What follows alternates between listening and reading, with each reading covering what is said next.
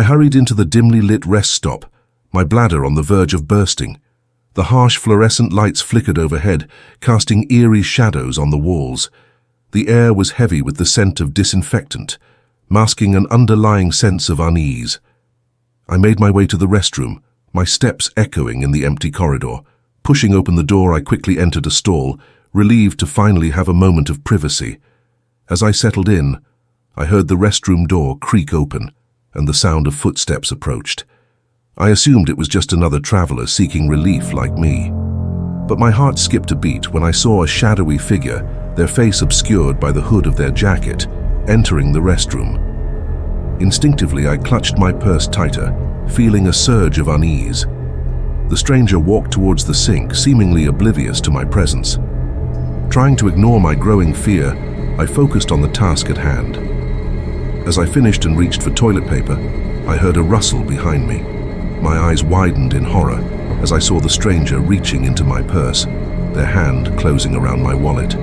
"Hey, what do you think you're doing?" I exclaimed, my voice trembling with fear. The stranger turned towards me, their ease hidden in the shadows. Without a word, they bolted out of the restroom, leaving me stunned and vulnerable. I quickly pulled up my pants and chased after them, my heart pounding in my chest. As I burst out of the restroom, I caught a glimpse of the thief disappearing into the darkness outside. Determined not to let them escape, I sprinted after them, my adrenaline surging. The night air was chilly against my skin as I ran, my breaths coming out in ragged gasps.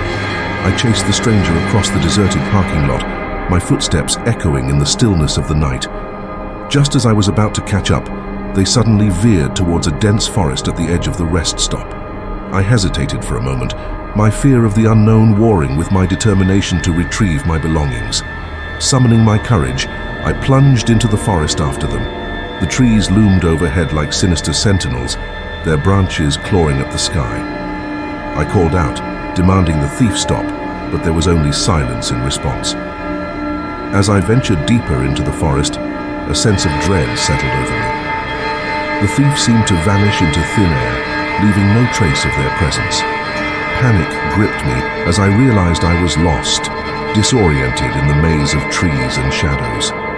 My flashlight flickered weakly, casting feeble beams of light that barely penetrated the darkness.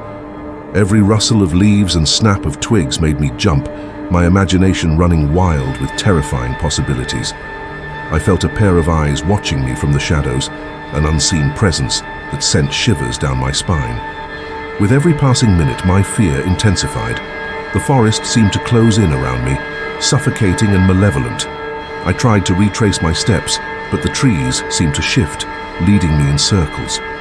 Desperation clawed at my throat as I realized I was utterly alone, at the mercy of whatever lurked in the darkness. Suddenly, I heard a voice, a low, chilling whisper that seemed to come from all directions. "You shouldn't have followed me," it said, sending a jolt of terror through my veins. I turned, my flashlight trembling in my grip. The beam illuminated a figure standing in the shadows, their face hidden beneath a hood. It was the thief, but something was different about them, something otherworldly and terrifying. "You trespassed into my domain," the figure hissed, their voice echoing with a sinister resonance. "Now, you'll pay the price." I tried to speak, to plead for my life, but my voice caught in my throat. The figure advanced, their movements slow and deliberate. I stumbled backward, my heart pounding in my ears. Just as I thought I was about to meet my end, the figure suddenly halted, their head cocked to the side as if listening to a distant sound. A moment later, they vanished into the shadows, leaving me bewildered and alone. I took that chance to run, my legs pumping with adrenaline-fueled energy. I didn't stop until I burst out of the forest, back into the relative safety of the rest stop. I collapsed on the pavement, gasping for air and trembling with fear. When I finally mustered the courage to return to the restroom, I found my purse discarded on the floor, my wallet still inside. I couldn't shake off the feeling that I had narrowly escaped something unspeakable, something far beyond my understanding.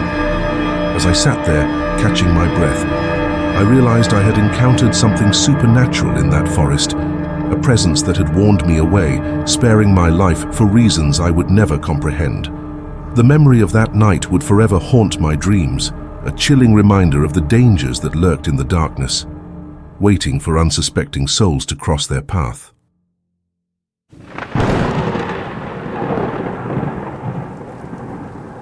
The road stretched before me, a ribbon of asphalt cutting through the darkness like a serpent in the night. The only illumination came from my headlights, casting long, eerie shadows on the trees that loomed on either side. I was driving alone, a solitary traveler navigating the desolate highway in the dead of night.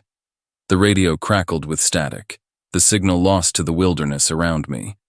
My hands gripped the steering wheel tightly, the rhythmic hum of the engine the only companion in the silence. The darkness outside seemed impenetrable, the inky blackness swallowing the world whole. As I drove, my mind wandered, lost in a sea of thoughts. The night had always fascinated me, the way it could transform the familiar into something unknown and unsettling. My eyes flicked to the rearview mirror, catching a glimpse of my own reflection, my face pale and strained in the dim light. Suddenly, something caught my eye in the distance. A figure stood on the side of the road, barely visible in the darkness. My foot instinctively lifted off the gas pedal as I approached. A hitchhiker, I thought, though the idea of picking up a stranger in the dead of night sent shivers down my spine. As I got closer, I could make out more details. The hitchhiker was a young woman, her long tangled hair hanging over her face like a curtain. She wore a tattered dress, her skin pale as moonlight. Something about her seemed off, but I couldn't put my finger on it. Against my better judgment, I slowed down and rolled down the window. "Need a ride?" I called out, my voice barely audible above the wind. She nodded, her eyes hidden beneath the veil of her hair. Without a word, she climbed into the back seat, her presence sending a chill through the air. I forced a smile, trying to shake off the unease that settled in the pit of my stomach. "Where are you headed?" I asked, my voice coming out more strained than I intended. She didn't respond, only stared out the window, her eyes fixed on the darkness beyond. The silence between us grew heavy, suffocating.